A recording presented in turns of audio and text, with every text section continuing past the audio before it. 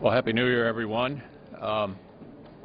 As you know, we're in the post-cloture period on the unemployment insurance bill the majority leader has brought up, and it raises the question that is all too often raised around here these days: are we going to have amendments or not? I'm not going to make this into a quiz because I don't think any of you would get the answer right, but you'd be interested to know that there have been four roll call votes on Republican amendments since July. 4. This is the Senate under the current majority leader. I expect he said to you he would decide whether we would have any amendments. He would decide whether they were reasonable. The Senate hadn't been run this way in its history. It's been open for amendments and discussions. A number of my members have amendments that they would like to offer related to jobs and employment. Senator Ayotte, Senator Paul, Senator Hatch and I have a proposal. It's really not the responsibility of the majority leader to tell the minority whether they can have votes. That's not his job, to dictate to us whether we can have votes or to decide for himself whether our amendments are appropriate to be considered. So we begin the Senate new year the way we ended the Senate last year, with a dysfunctional Senate, almost entirely the responsibility of the majority leader. This really needs to change. The American people sent all of us here, expected us to have an opportunity, to have an input, to be able to offer amendments, to be able to get votes, to be able to advance legislation. I hope this will stop in the near future.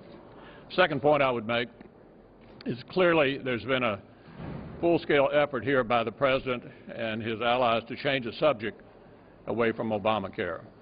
Obamacare is a catastrophe for the country. Premiums are going up, jobs are being lost, the new health insurance premium tax is kicking in this month.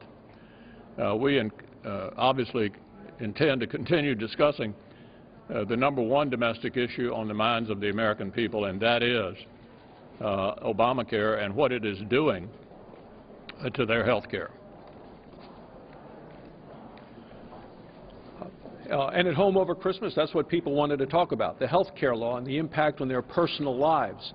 Since the first of the year, there are more things that we know about the health care law. There are also a number of things we don't know about the health care law. We do know now, with additional states reporting, there are over 5 million individuals who have gotten notice that their health insurance was being canceled. That, of course, is met with significant anxiety and anger among those people.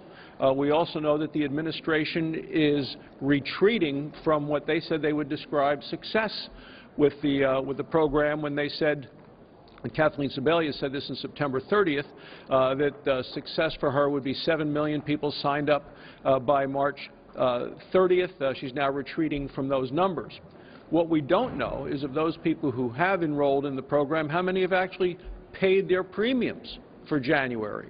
And we don't know who those people are in terms of are they young, healthy individuals, or are they older, sicker people. We also don't know how many people have actually lost the doctor that they like and wanted to keep in spite of what the President has promised them. Folks all around the world actually know about the debacle of the health care website. I heard about it when I was in Afghanistan visiting our troops on January 1st. But the website is just the tip of the iceberg. The real problems facing the American people are the sticker shock, the increased cost, the increased premiums, the increased deductibles, the loss of doctor, the loss of their policies, and of course the coming threat of identity theft and security fraud.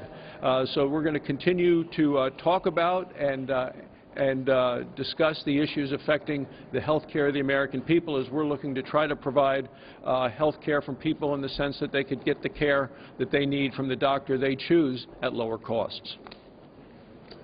Yeah, listening to some of the speeches by our friends on the other side on the floor this morning, it was one stating the obvious that Americans who don't have a job would like to have a job, but then talking about how slow the recovery is and why the jobs just aren't out there, as if somehow there's no responsibility for that with either the majority in the Senate or the administration. Now, if I really wanted to slow the economy down, I'd constantly be talking about raising taxes, about unknown health care regulations, and about rules and regulations generally that would raise the utility bill and just make it hard to do business. This uncertainty, this regulatory environment has a real impact. Senator King and I have a bill that would just simply create a regulatory commission to look at these rules and regulations, to figure out how many could be eliminated, how many are duplicative, how many are contradictory to each other, and then report back to the Senate. That sort of thing, plus stopping talking about things that slow the economy down, would have a whole lot more impact on people getting jobs than anything that's being talked about by the majority in the Senate this morning or this week. Yeah, one other observation. I understand the Majority Leader said he was open to discussing the issue of paying for an extension of unemployment insurance. I hear the administration's open to discussing paying for it as well. There may be a way forward here. What we ought to do is have an open amendment process and plenty of discussion about how we might achieve an outcome. I'd be happy to take a couple of questions. Why, with unemployment at 7%, does it need to be paid for at this point? The Democrats keep pointing out that when George W. Bush was president, it was not. Well, when George W. Bush was president, we didn't have a debt as big as our economy. We've added more debt during the Obama years than all the presidents from George Washington down to George Bush. And we have a debt crisis. We ought to be able to find, in over $3 billion of annual spending, a way to pay for this program. I don't think that's unreasonable or outrageous, and I understand the Majority Leader didn't rule that out, and the administration hasn't either, so I think it's worth talking about. Harry Reid also just said a few moments ago that the onus should be on Republicans to come up with an offset, whereas you're saying the opposite. Is that a stalemate? We have amendments that would have an offset. That's why you have an amendment process, and we'd be happy to offer amendments just as soon as the guy who's dictating what the amendments ought to be will let us offer them. Senator Cohn, you had 6 Republicans vote this morning with Democrats on this bill to move the bill forward. How much pressure, if any, are you feeling about actually getting unemployment insurance to the people who need it? Well, I think the fact that we're on the bill indicates that there were enough Republicans interested in discussing the way forward to be on the bill. And the way you handle a bill, if you're serious about passing it, is you allow amendments and you have a discussion about the terms under which you can pass it. If you're not serious about passing it, you prevent amendments, harden the opposition of the minority, because then that means you're only interested in a show vote, not an outcome. So if we're interested in an outcome, watch what the Majority Leader does. Is it open for amendments? Are we having discussions about how to pay for it? That would be an indication that they'd actually like to get a result rather than just score political points for the fall election. If I Thanks. Could follow, Senator. Again, the Senate voted to move forward with debate on the extension of unemployment benefits. The vote 60 to 37. More than 1 million people lost their long-term benefits when they expired at the end of last month. The average unemployment insurance payment is $256 a week. You can see our coverage from today about the jobless benefits, including Senate floor debate and a press conference with President Obama after the House goes out on C-SPAN. On the other side of the Capitol, the House opens the second session of the 113th Congress in less than an hour from now, a meeting at 6:30 Eastern for a vote to establish a quorum. And as always, our live coverage is on C-SPAN. We heard about the congressional agenda for the upcoming session on this morning's Washington Journal. And we're joined now by Frank Cannon, president of the American Principles Project, for a conversation about the social conservative agenda in 2014. And Mr. Cannon, a political article yesterday referred to your group as, I'll quote, the advance guard of a planned big money effort by the religious right to push back on establishment efforts to minimize divisive issues like abortion rights and gay marriage. Is that how you would define your group? No, that wouldn't be my self-definition. There are two aspects to what we do. We certainly do defend the inclusion of social issues within politics. We think that it's both right for the country and a political winner. But we also handle economic issues. We try to push for an economics that is more centered on working families and working people rather than just on the business class and large corporations, Wall Street. And where does your group and social conservatives right now fit into the Republican Party?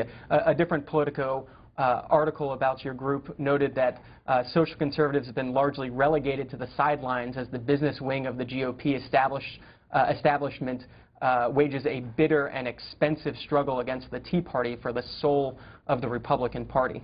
Well, let's start with the idea that the Tea Party is not totally distinct from social conservatives. A large portion of the Tea Party, 70% or so, are what you would call fusionist conservatives. They're both economic conservatives and social conservatives. The idea that social issues can be pushed aside in the Republican Party is suicidal thinking, because the great bulk of the rank and file workers within the party are from the social conservative wing of the party. It represents a large portion of the coalition that has been the conservative governing coalition going back to Reagan. And so what are the key issues that you're going to be talking about going into the 2014 election? What do social conservatives run on this year?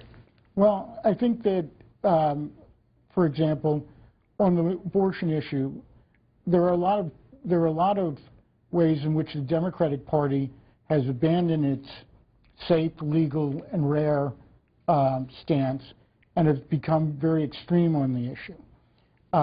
There are common ground provisions like the 20-week bill that was passed by the House of Representatives and been introduced by Senator Graham in the Senate that goes to where 65% of Americans are, and that is saying that a baby in the 5th month of pregnancy, 6th month of pregnancy, when a child can feel pain, is not something that the bulk of Americans support. So legislatively, that's one area. Sex selection abortions, government funding of abortions, they're all areas in which a great majority of the American people believe that the social conservative position is the right position.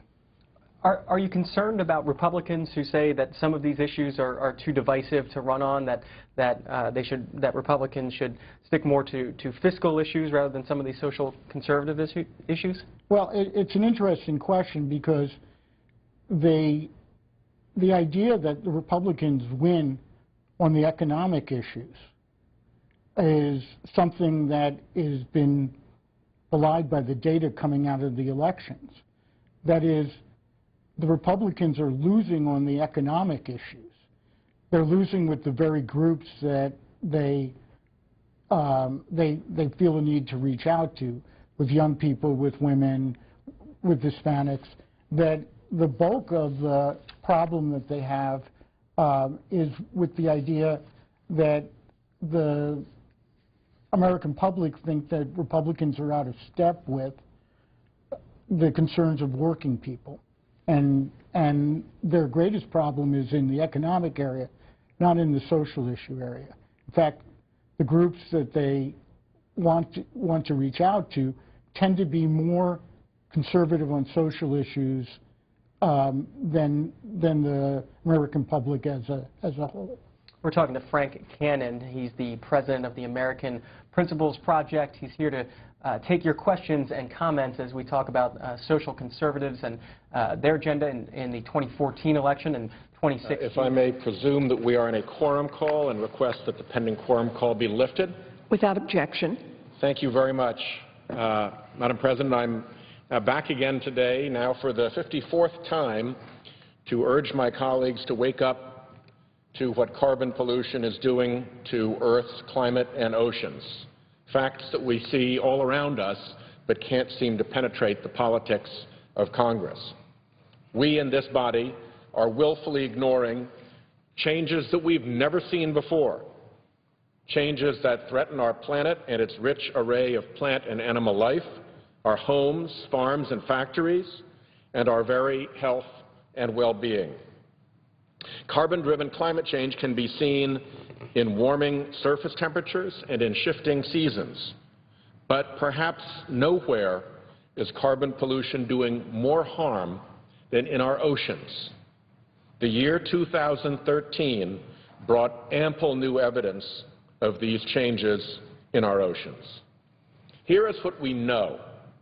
People often talk about climate change as if it were a theory. Here is what we know. We know that the oceans are warming. That's not a theory. That's a measurement. It's done with thermometers. It's not complicated. Sea level, we know, is rising. That's another measurement. Very simple. You can do it with a yardstick. Oceans are becoming more acidic. Every American with an aquarium measures acidity with litmus paper. Again, simple measurement, proven facts. And if we put those proven facts into context, let's look at geologic context. According to an article published last year in the journal Science, our current rate of carbon dioxide emissions, mainly from burning fossil fuels, is enough to cause the most severe changes to the chemistry of our oceans in 300 million years. Madam President, 300 million years ago is before the dinosaurs. Before the dinosaurs. We know the oceans are warming. The oceans have absorbed more than 90% of the excess heat in the atmosphere between 1971 and 2010. According to a 2013 report by the International Panel on Climate Change. Here's where the heat goes, 93.4% into the ocean. The rest that we're seeing, 2.3%, goes into the atmosphere. So our oceans are really taking the brunt of the added heat, and that is part of why we're seeing these peculiar weather changes. We also know that sea level is rising. We know this. It's driven not only by melting glaciers carrying water into the seas and raising their level, but also by ocean water expanding. As water warms, it expands. The principle of thermal expansion is known in every science class in this country. At the Newport Tide Gauge in Rhode Island, sea level is up almost 10 inches since the 1930s. So that means that storms driving the sea against Rhode Island's coast have 10 more inches of sea to throw against our homes and our infrastructure. Recently, satellite measurements from the University of Colorado Sea Level Research Group show 3.2 millimeters of sea level rise per year from 1993 to 2013. 3.2 millimeters per year from 1993 to 2013. Go back to 1901 to 2010, and that rate was estimated at 1.7 millimeters per year. So the rate of increase has nearly doubled, and that means sea level rise is very likely speeding up. And that's all stuff we measure. That's not theory. The IPCC report also projects, conservatively in my view, that sea level will likely rise 1/2 to 1 full meter by the year 2100 if we do nothing to dial back carbon pollution. Obviously, other estimates are for far more extreme sea level rise. We know that oceans are becoming more acidic. Oceans not only absorb 90% of the heat that has come from climate change, they're absorbing about 30% of the carbon itself. The carbon itself goes to the surface of the ocean and it is absorbed there. Roughly 600 gigatons worth of carbon have been pumped into our oceans as a result. And as all that carbon dissolves into the oceans, what happens? Ocean water becomes more acidic. It's a chemistry experiment you can duplicate in any simple lab. Indeed, if you do the measurement, we've gotten about 26% more acidic, the seas have, since the Industrial Revolution. That was reported again last year by the International Program on the State of Oceans. The rate of change in ocean acidity, you can see it speeding up. The rate of change in ocean acidity is already faster than at any time measured in the past 50 million years, according to research published in the journal Nature Geoscience. And yet, we sleepwalk here in Congress, narcotized by polluter money. Ocean acidification and warming are fundamentally altering our undersea environment, what Pope Francis in his recent exhortation called the ocean wonder world. These changes, among other things, have made the world's coral reefs extremely vulnerable to decay and bleaching. Areas like the Great Barrier Reef, one of the great global wonders of the world, off the coast of Australia, they've already experienced large-scale bleaching. As a boy, I used to scuba dive in the Andaman Sea. You go back now 30 years later, it's heavily bleached. These are pictures taken in 2002 by the Great Barrier Reef Marine Park Authority, and they show clearly a once lush and vibrant reef now gone barren. Worsening this bleaching would be particularly hard on countries whose people depend for their protein, for their sustenance, for their economies on the bounty of the reefs. Because remember, the reefs are the ocean's nurseries, and they support food and economic stability as well as pretty tropical fish. New research also suggests that even the most remote depths of the ocean will suffer the consequences of climate change. A study published in the journal Global Change Biology looked at various climate models to predict changes in food supply throughout the world's oceans. The models predict that the changes to our ocean could lead to a worldwide drop in seafloor dwelling life by the year 2100.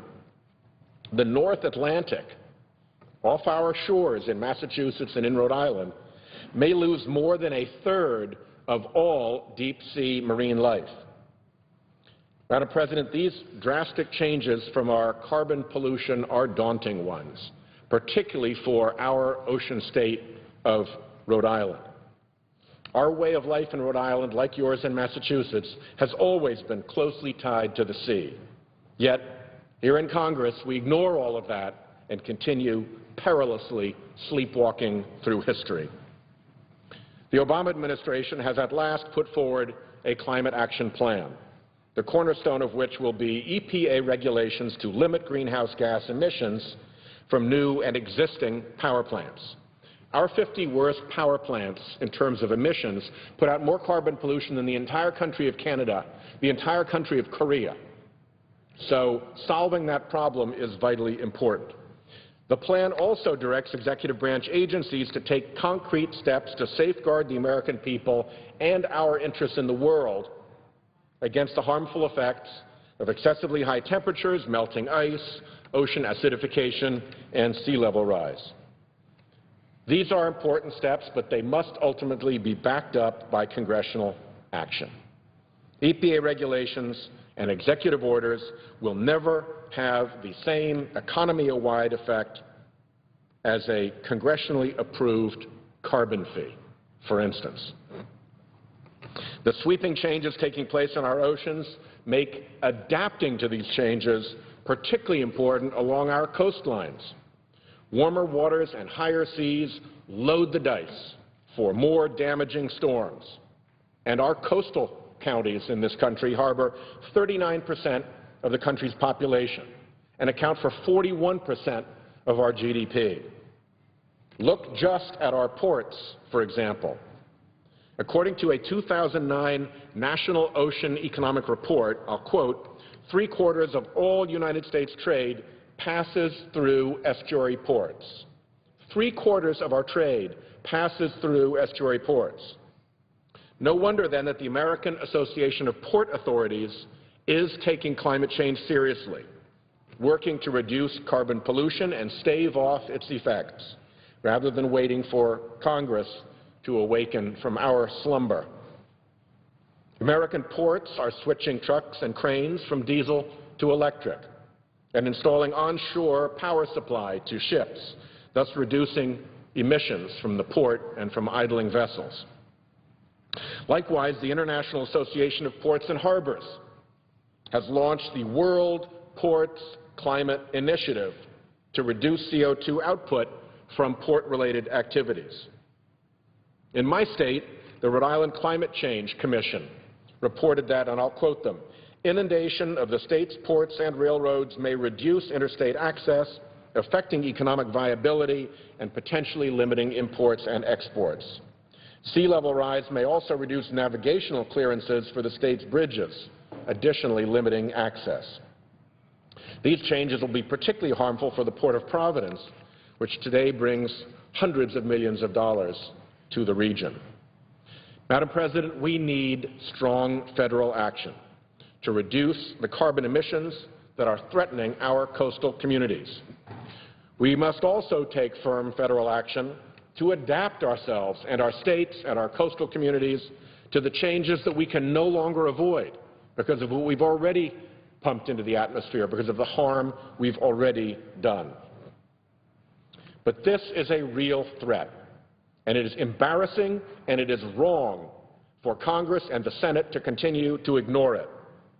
Somebody who knew something about looming threats was Sir Winston Churchill. He gave this advice: one ought never to turn one's back on a threatened danger and try to run away from it. If you do that, you will double the danger. But if you meet it promptly and without flinching, you will reduce the danger by half. That's good advice. And what's embarrassing and wrong is that not only are we failing to meet it promptly and flinching, but that failure and that flinching are the result of special interest influence in this body. Madam President, we face uncommon challenges, and they demand uncommon resolve. America has not overcome past crises by pretending they did not exist. That state of play is a preposterous one for us to embark from. We actually have clear scientific understanding of the problem. The doubt is past. The jury is in. The verdict has been delivered. And yet, we lack the will of leadership to forge a solution. Another great leader who knew something of leadership in times of crisis was President Lincoln. He understood that the greatest challenges require clear vision and brave thinking. Faced with a crisis, President Lincoln said this: "The occasion is piled high with difficulty, and we must rise with the occasion. As our case is new, so we must think anew and act anew. We must disenthrall ourselves, and then we shall save our country." Madam President, it is time, it is past time to disenthrall ourselves of the corrupt thrall of polluting special interests. It is time at last to wake up and get to work on the job we have before us. I thank the presiding officer, and I yield the floor.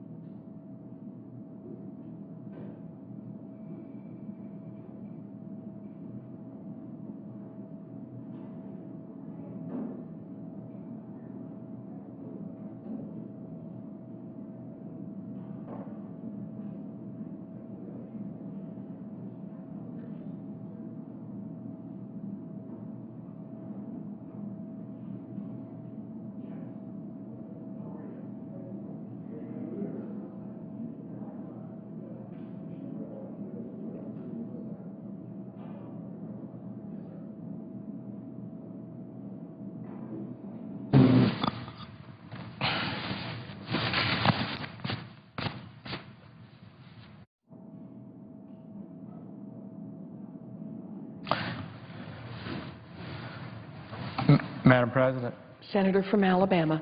I would ask consent that the quorum call be dispensed with. The Senate is not at a quorum call. Madam President, I wanted to share some remarks that Senator Ayotte had relevant to the amendment that she offered that would pay for the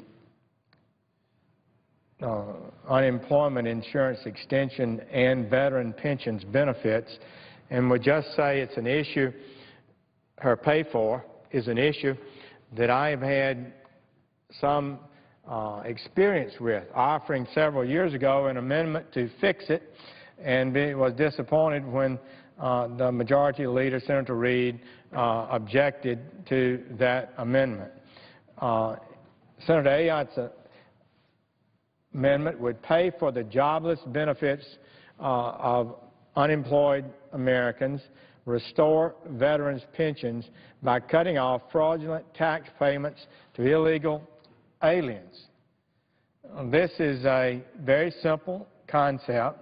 It's a clear abuse going on here that needs to be fixed, and it should have been fixed a long time ago.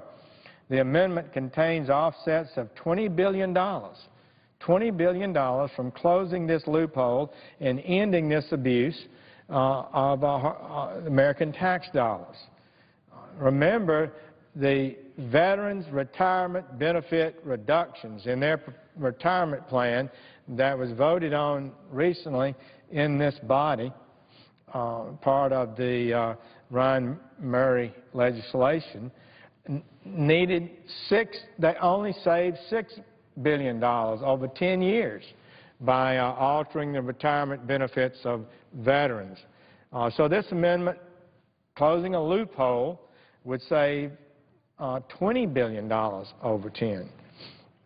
In 2011, and this is when the matter first came to my attention, the Treasury Inspector General for Tax Administration, that is the Treasury Department, each department has an Inspector General.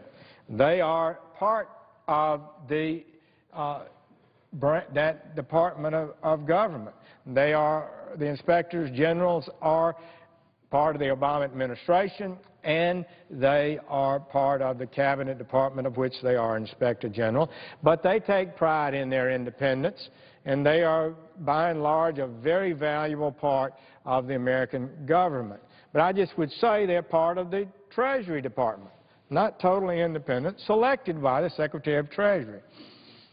So this Treasury Inspector General made this statement and report, quote, "Millions of people are seeking this tax credit who we believe are not entitled to it.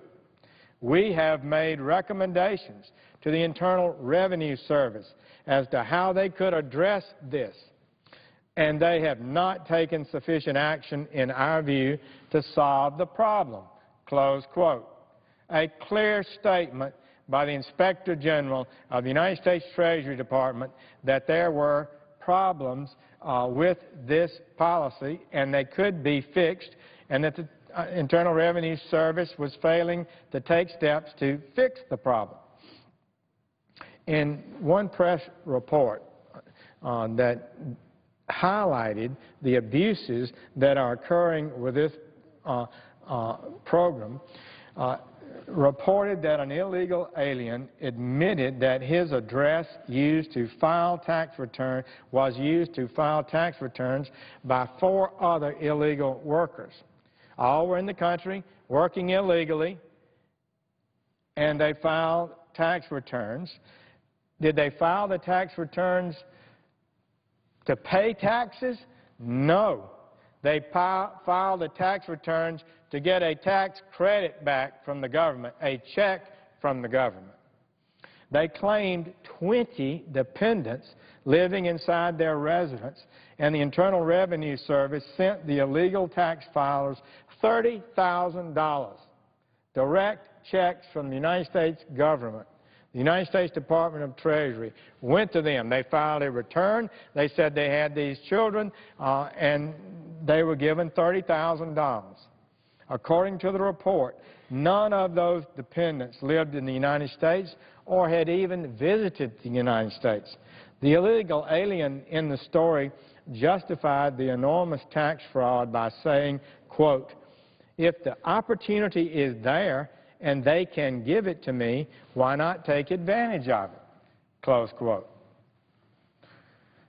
Well, this is an interesting development. Let's go on a little further. As the Inspector General himself said, quote, "The payment of federal funds through this tax benefit appears to provide an additional incentive for aliens to enter, reside, and work in the United States without authorization, which contradicts federal law and policy to remove such incentives," close quote. So the Inspector General took the obvious position that it's the government's position that people who enter the country illegally ought not to receive tax credit checks from Uncle Sam, and that this policy not only encouraged that, it encouraged more people to come to America to claim benefits. As this person who entered the country illegally said, "If they can give it to me, why not take advantage of it?"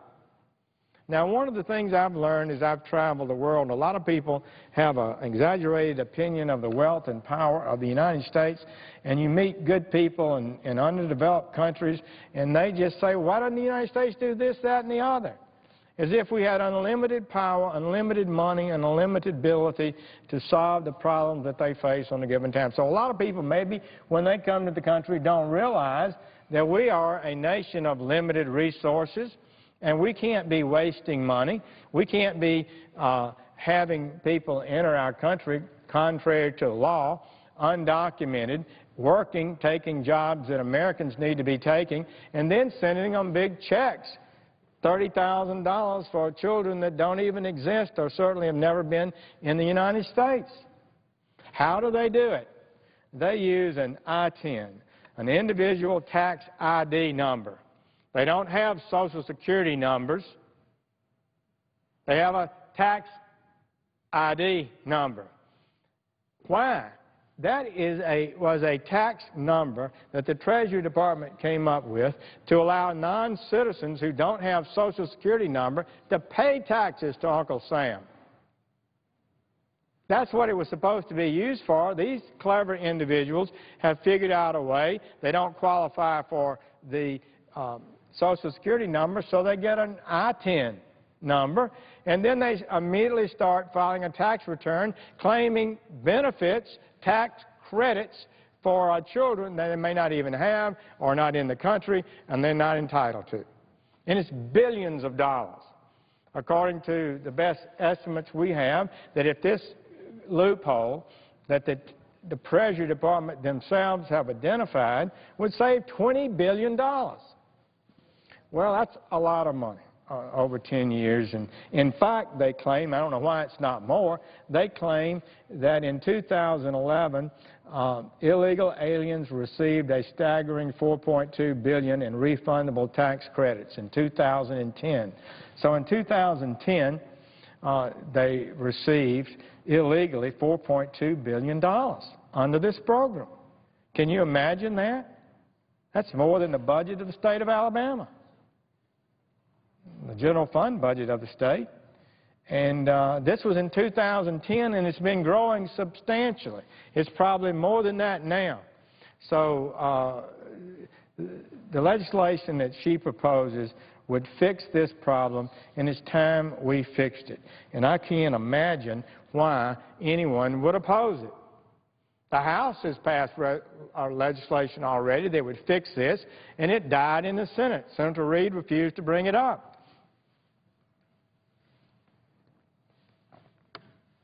He obstructed its passage. It should long since have been passed. So I posed a question to my colleagues. Which would you rather do? Would you cut the retirement benefits of men and women who've served this country for 20 years or more in the United States military, being deployed in harm's way, placing their lives at risk, even those who are disabled as a result of service of the United States military in combat zones? They have their retirement cut too. Would you choose to cut their pay to save $6 billion when you could cut out a totally unjustified claim of tax credits of $20 billion? Is it political correctness run amok on steroids that we're dealing with here? Why can't we fix this? So I think this is something that needs to be fixed. It's past due to be fixed.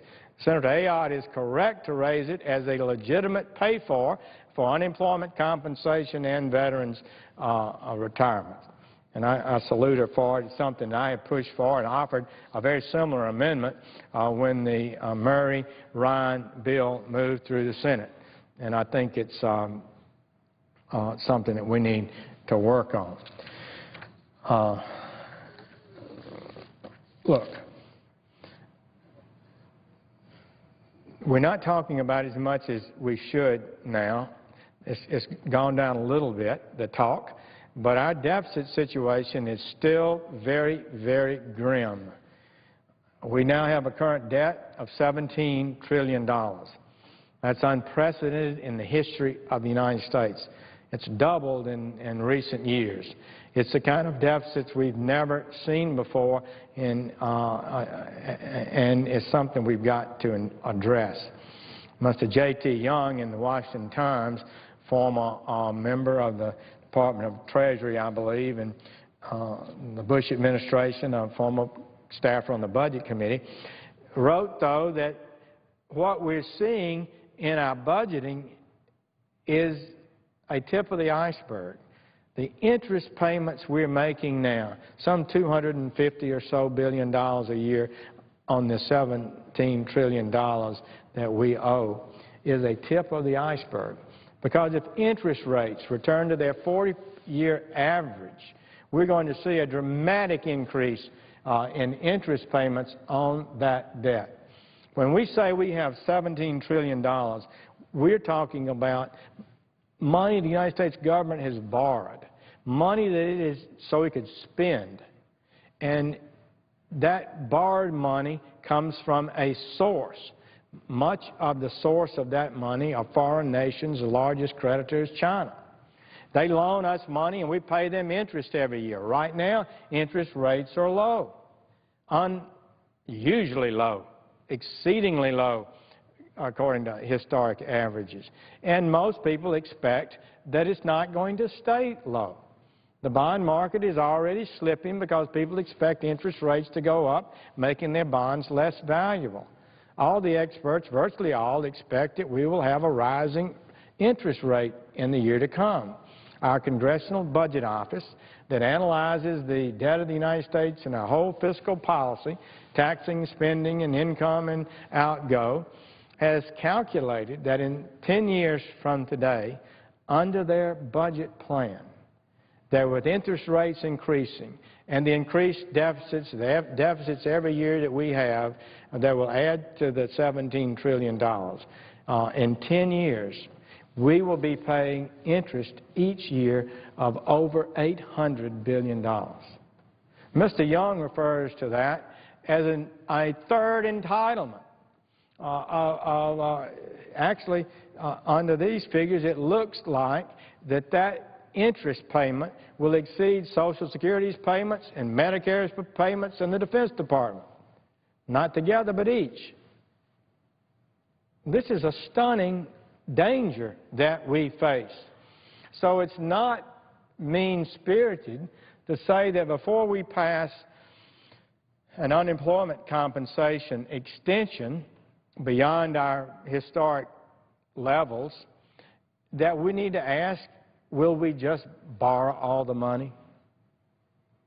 Will we look around this government and find places to save money, such as a child tax credit going to people without Social Security number illegally in the country? What should we do? So that's the challenge that we face, is to how to confront the rising debt. So every year, every month virtually, some other issue rises before the Senate, and it has a persuasive sound, and it's something we want to do. Sometimes it's things we need to do, really need to do. Certainly Americans are hurting today, there's no doubt about that, and a lot of reasons for it. And we need to work to reverse those trends. Middle America, poor America is not doing well financially. One reason is there's millions of people in the country illegally taking jobs and pulling down the wages and reducing the employment prospects of American citizens. There's no doubt about that. President Obama, though, proposes, and this Senate voted by a sizable majority, to double the amount of guest workers that come into America, while they come before the Senate and say we've got to have another $7 billion in unemployment payments because we've got too much unemployment in America. How can that possibly resonate logically with the American people? We should control immigration in America. We are a very generous nation of immigrants. We support immigration. We have 1 million people on the current law enter our country every year legally, and we have guest workers that come every year. I'm just saying that this bill that was before us, that was voted out of this body, would have not ended the illegality.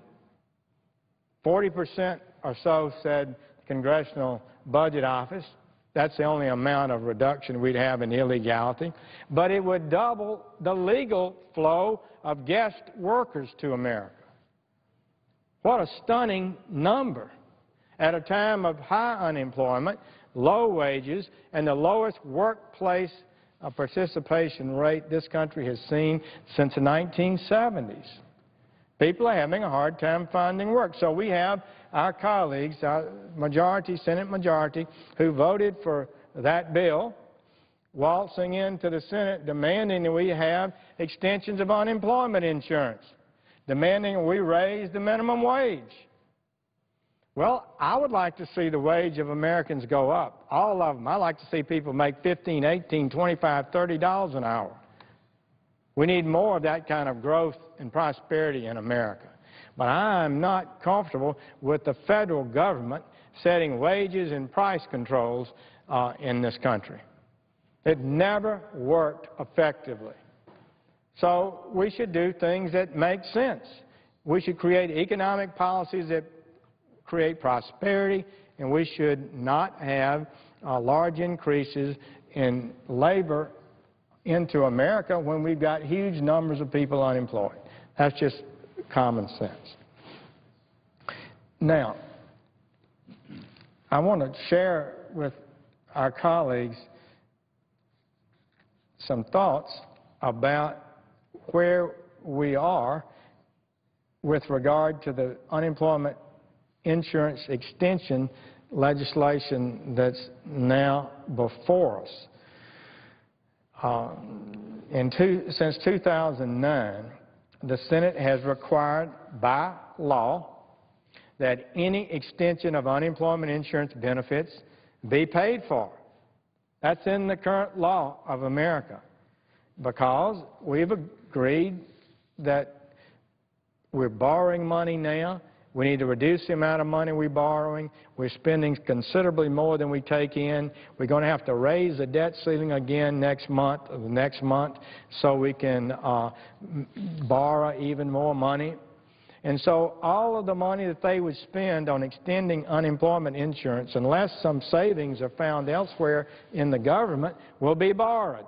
And the legislation that's before us now borrows every cent of it. Every cent of the $7 billion that's proposed will be borrowed. So we're $17 trillion in debt, much owed to foreign creditors. It does not seem wise to do this.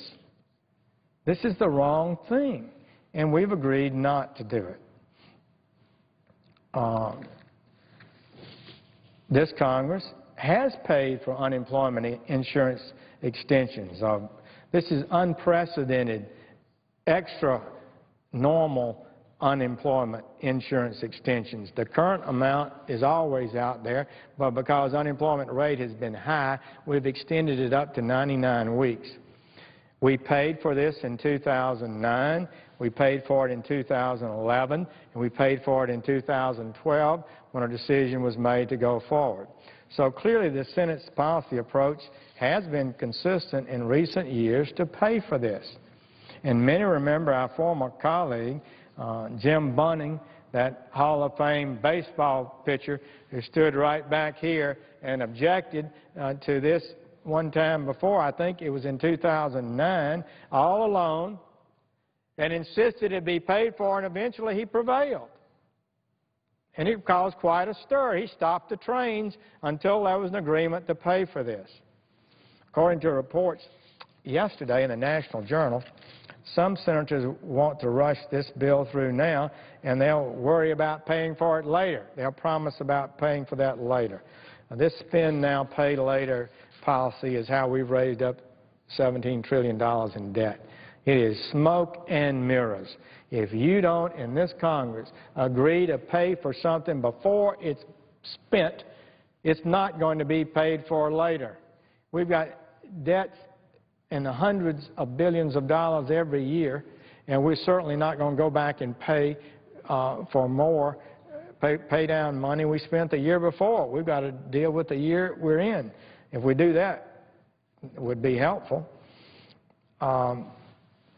This is how we go broke. But what I want to say is, fundamentally, the spending provided for the extension of unemployment insurance violates the Budget Control Act of 2011.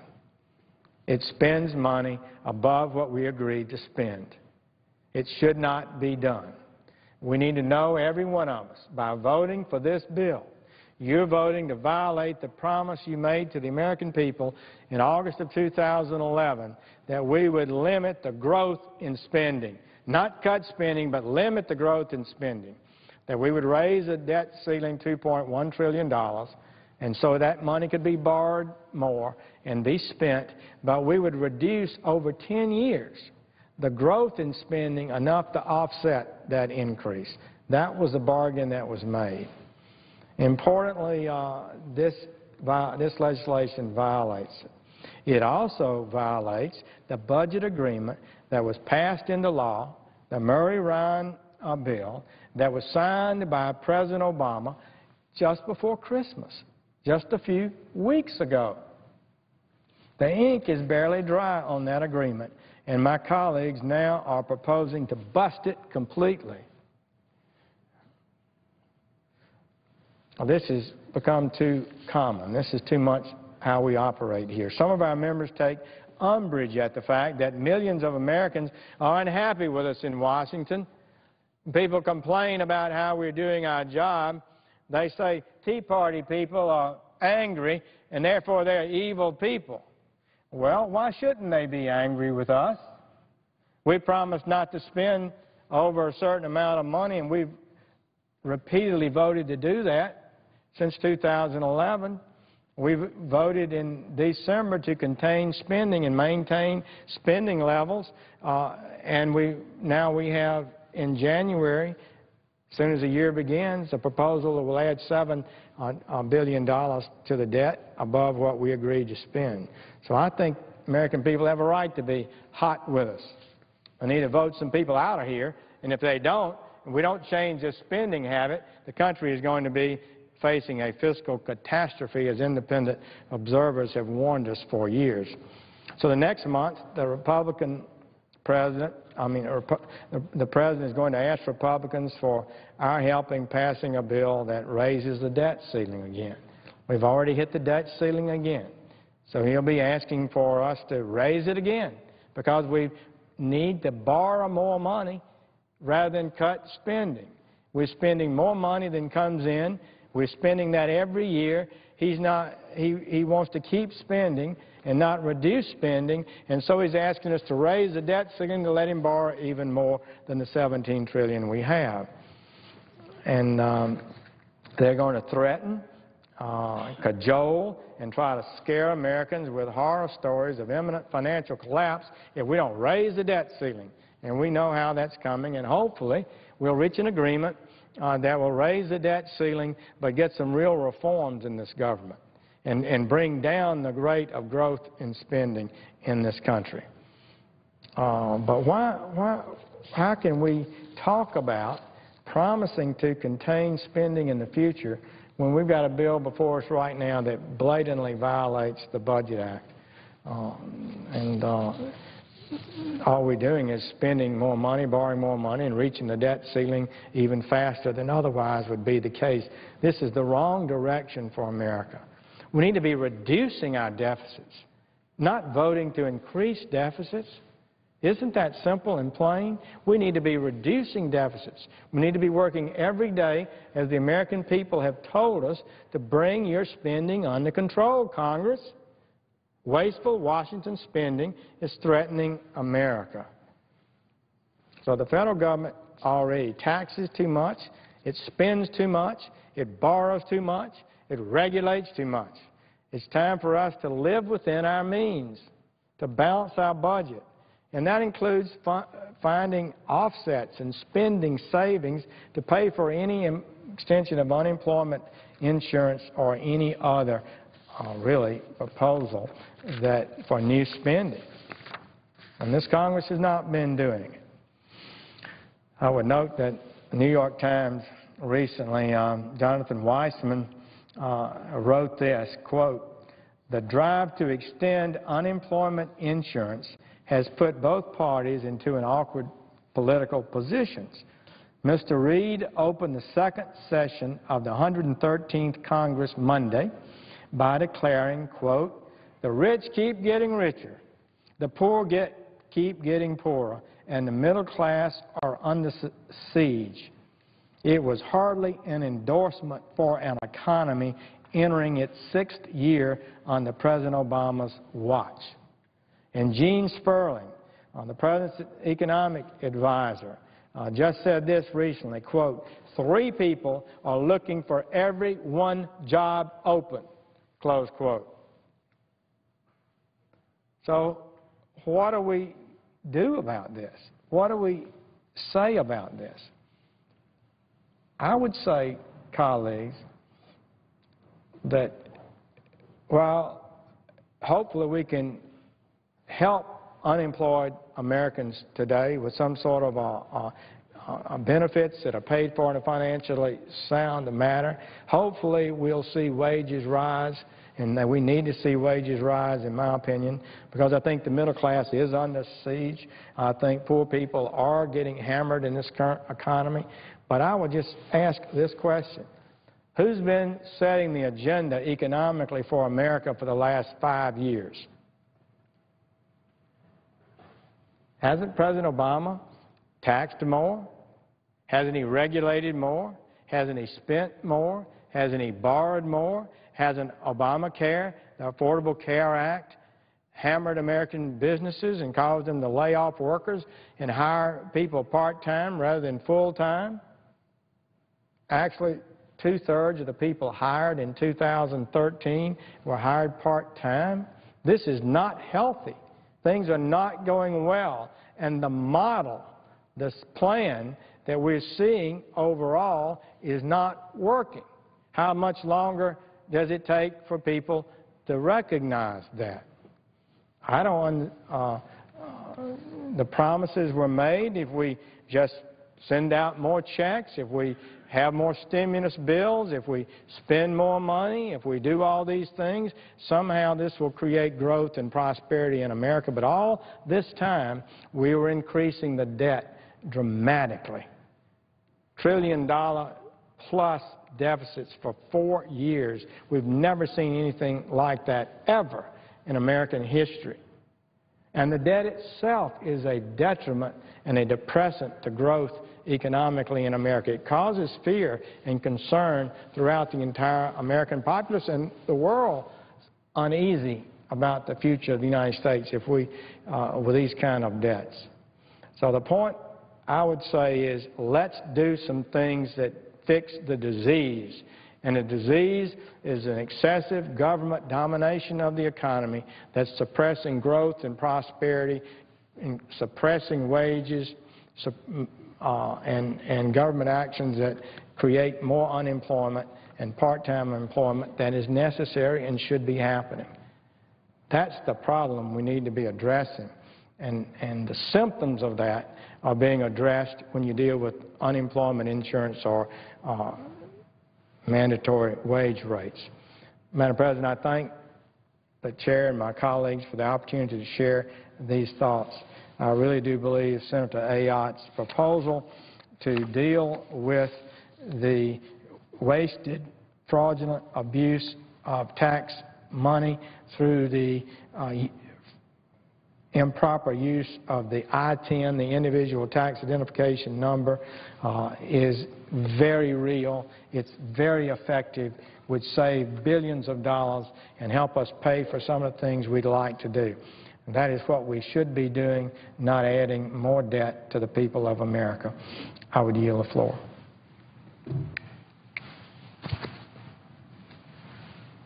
Madam President, I would note the absence of a quorum. Clerk will call the roll. Mr. Alexander.